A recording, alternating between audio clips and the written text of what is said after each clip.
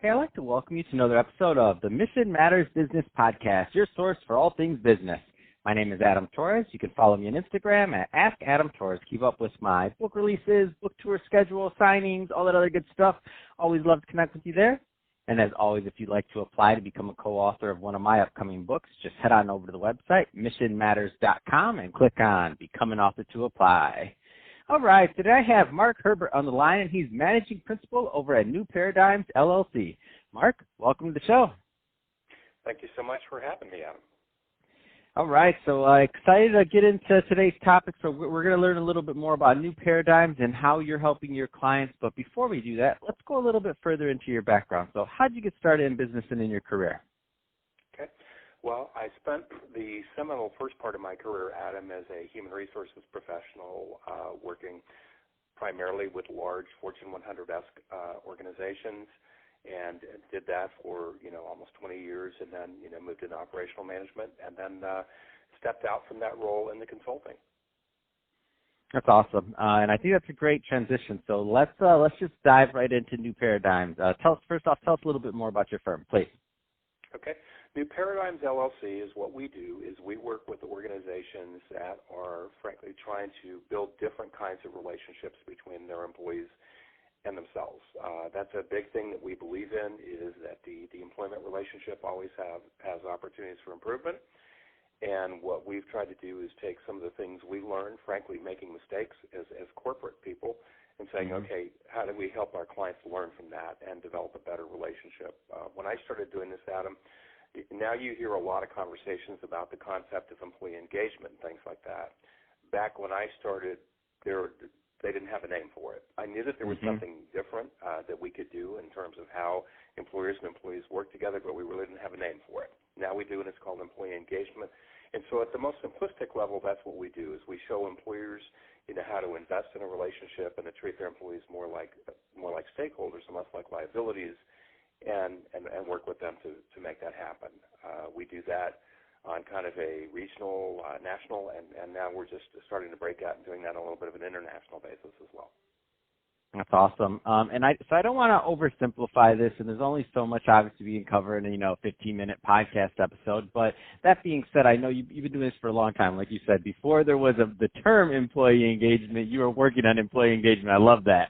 That's the tagline right there. That being said, I know, what do you find, what are some of those common themes that you find when you see an organization that's really just hitting the mark with this whole concept of bridging that gap? What are some of those characteristics? Because in my opinion, nobody necessarily goes into this thing wanting to not have good employee engagement or not having a good relationship. It's just so there might be some people listening right now that don't know that they could use a little bit of help there. Well, a couple key things, Adam. One of the things is employee engagement is a culture. It's not a program. So it's not something that you can just do overnight. My partner and I refer to it, and we say that it's simple, but it's not easy. And it really is kind of a systemic thing. It has to do with everything from who you hire and who you invite to join your organization to how you manage through that. Some of the key fundamentals that you have to learn to do employee engagement, number one, is that trust is earned. It's not a free pass. The fact that you are a leader of an organization doesn't mean that people necessarily trust you. You need to develop and earn their trust. The second thing is that never stops. You do that on a daily basis. The really cool thing about it that we've watched evolve over the last 10 or 12 years is now there's data out there to validate that employees who are engaged, who really feel an alignment between their personal values and the organization values, are just incredibly more productive on a day-to-day basis. They stay longer. They contribute more. So it really, really is a win-win situation, when you can create those kind of environments. But like I say, the key is you have to recognize that this is a journey. It's not a destination. You never arrive. You're going to work at this every day. So I know, again, this will be different for every organization, but if somebody's listening to this right now and they're like, I've been really wanting to focus on this, what's that first, just that first step, whether it's a meeting, a conversation, or something? Again, no magic bullets here, but what's that first step that an organization that's looking to place a bigger focus on this should be thinking of or taking? The first step is to build a foundation of trust, Adam. Is to sit down with people and say, okay, I recognize that you may trust me in my role as a leader and all, but how do we develop trust for each other as people? And that's a pretty, quite frankly, that can be a scary conversation to enter into. That's scary. I'm scared having that conversation right now, Mark. I'm like, wow, that's a really bold question. I don't know if I've ever had that question with anybody in my life, not only in an organization, but in my personal life. That's a hard question. Yeah. Yeah, a book that I discovered a couple of years ago that I would recommend to any of your readers is probably some of the best reading that I've ever done is a book by Stephen M.R. Covey. And the book is called The Speed of Trust. And in that book, Dr. Covey talks about that there are three levels of trust. The first level of trust is what he'd kind of referred to as statutory. That's the trust we put in our institutions, our police officers, our judges, and things like that. The second level of trust is what he would call knowledge-based trust, is I trust my doctor, I trust my lawyer, I trust people with certifications. But the third level of trust is what he calls identity-based trust.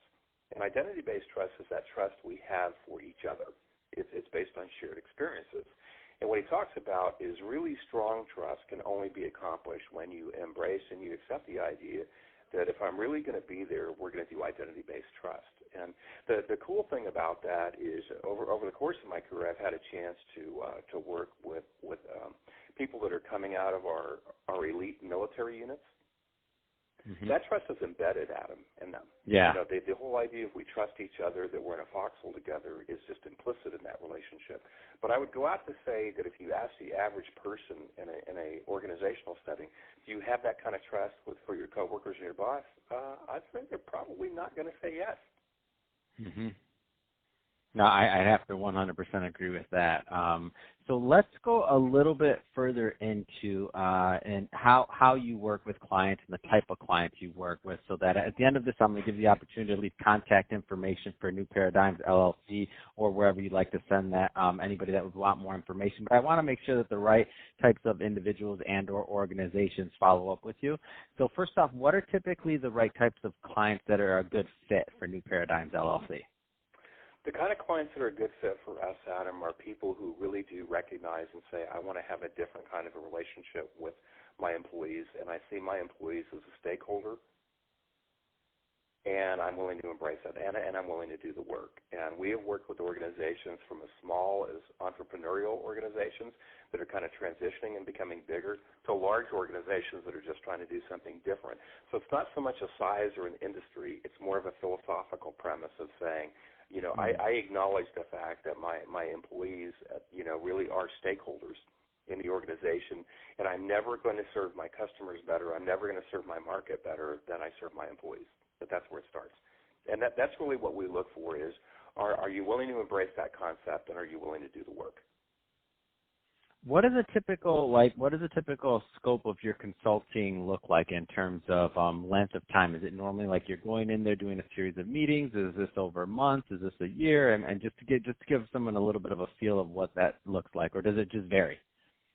It varies, but the foundational work, if somebody's going to work with us, Adam, typically is that they're going to be looking at a minimum of probably a 6-month to a 1-year investment. Fantastic. It would seem like it has to be, by the way, just as you're talking about the process and everything else that you mentioned. It's like, if I'd be kind of worried if you were like, it's a 1-day seminar. It's like, that's not going to do it. I'm sorry. You just told me it takes time and it has to be embedded and you have to change anything. You're not going to do that in a day, Mark. That's awesome. No, you're not. In fact, we'd tell people that if you're looking for a 1-day wonder, I can refer you to somebody.